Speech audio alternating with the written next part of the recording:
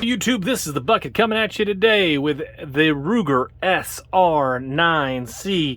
This is the classic Ruger clamshell case. I had a P95 for a long time and it came in a case very similar. Mine was gray, this one's black. I think whoever I got this from just, or maybe it was sold used, because this is not usually the Ruger lock. It did come with the Ruger loading tool, which is pretty worthless. Get yourself a Uplula as soon as you can. This had the 10 round base plate on it. So, sorry, this had the non-pinky extension base plate here with it, and this particular gun had the pinky extension on it when it was mounted. When I got this on the trade, it did not have a spare mag. Usually these came with 2 mags. The cool thing about the SR9c is it had a compatible gun, the SR9, which had a 17 round capacity, which those mags would fit into this gun. So you had some opportunities for some different options with this particular firearm. These guns weighed in about 23.4 ounces. The overall length was 6.85 inches. The barrel length was 3.5 inches. The width was 1.27 inches. And the height was 4.61 inches. These did come with a safety. They were striker fired. They had 2 loaded striker indicators, one here and then one here, because I have a snap cap in the gun. The mag release was truly ambidextrous. There was one side here, as well as the safeties. This gun, or the series of guns, came out in around the 2000s. This was the time when everybody was trying to compete with the Glock 19 and the Glock series of pistols. So pretty much every manufacturer came out with a small polymer framed handgun, striker fired, to compete.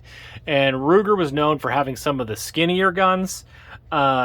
You can see with the design of these really look like the EC9, the LC9, or the LCPs. They really kind of kept it with kind of a family overall look.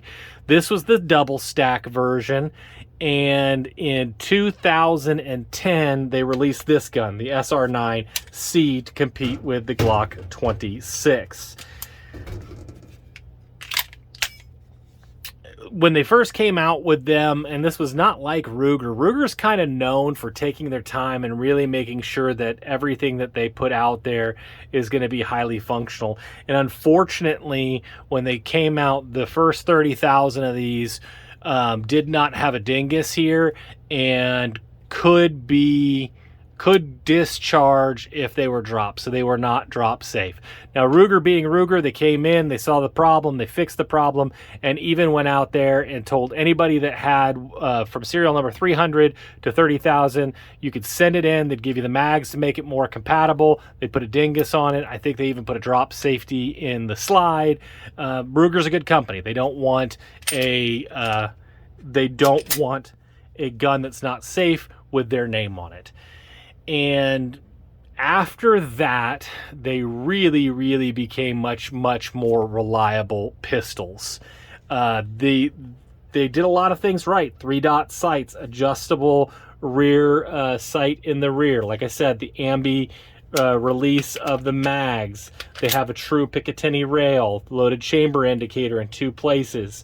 It's not just a drift adjustable sight. You can adjust it with a screwdriver. They had front-forward slide serrations. And again, they were one of the skinnier guns on the market at the time. Some of the downsides of this particular firearm, I will tell you, first of all, the trigger, I like it better than Glock. There's creep, and you're going to feel that creep. Let me get this snap cap out of here. You will feel that creep. That being said, it's steady. It is predictable.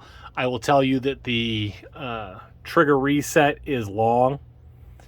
It is auditory, it is tactile, so it is easy to pick up on, but it will take you a while to get out there. That is definitely a downside for this particular firearm. The other problem that you get into with this gun is this is a 10-round mag, and with the 17, it's a full-size grip. And you can get the Ruger Max 9 for $400, and it's going to be a third the size. And so people ask, well, what's the purpose of this particular firearm? What good? Why would somebody take the time, energy, and effort to go out and buy this firearm? Well, a couple of different reasons. First, I find with my hands, I shoot a double stack better. Smaller is not always better. You might have 5 less rounds in the gun, but if you can't hit with those 5 rounds, it really isn't doing you a lot of good. I don't have a problem concealing a gun to this size. I just don't. The weight doesn't seem to bother me. And these guns are fairly inexpensive. You know, they're just not that expensive, and you can pick them up on the used market, and Rugers are great guns. There's just no ifs, ands, or buts about it. Rugers are great guns.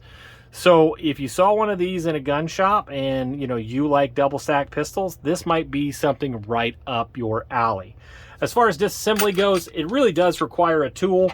You just lock it back, go ahead and punch out this pin from the other side. I do like the fact that they really did make this extremely flat. I'll show it to you when I reassemble it. Then it's just pretty much standard fare for most all striker fired guns. Just go ahead, take it off. It does have a double captive recoil spring. Nice upgrade there. The barrel is solid.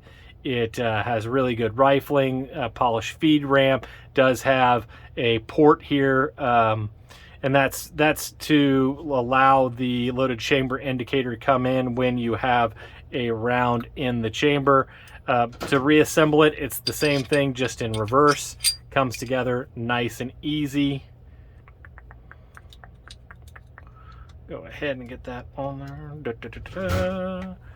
Go ahead and we'll show you the inside of that frame. It's kind of standard fare. You have metal. You have a metal front and rear rails. Pretty small metal rails in the rear. Put it on there. Let's go ahead and put that back in there and drop the slide, and you are ready to go. It will not make that trigger go up until you put the mag in for the first time. But if you look, this is really, really smooth. This is a very, very low profile mag release safety. It's easy to get to. I think this one's a little bit better than a Glock. That's my own personal opinion. This will make for a very comfortable conceal and carry firearm. I'm excited to get this out to the range. I'm excited to see how I shoot her. I like these guns that are a little bit older. I like the double stack. It does feel good. Feels like a little bit of a higher bore axis, but we'll see what that looks like when we get it out to the range. I want to thank each and every one of you for all of the views, the subscriptions, the comments, any shares that you are willing to give are really, really appreciated. And as always, you stay classy, YouTube. I learned a lesson. Never half-ass 2 things. Whole-ass 1 thing.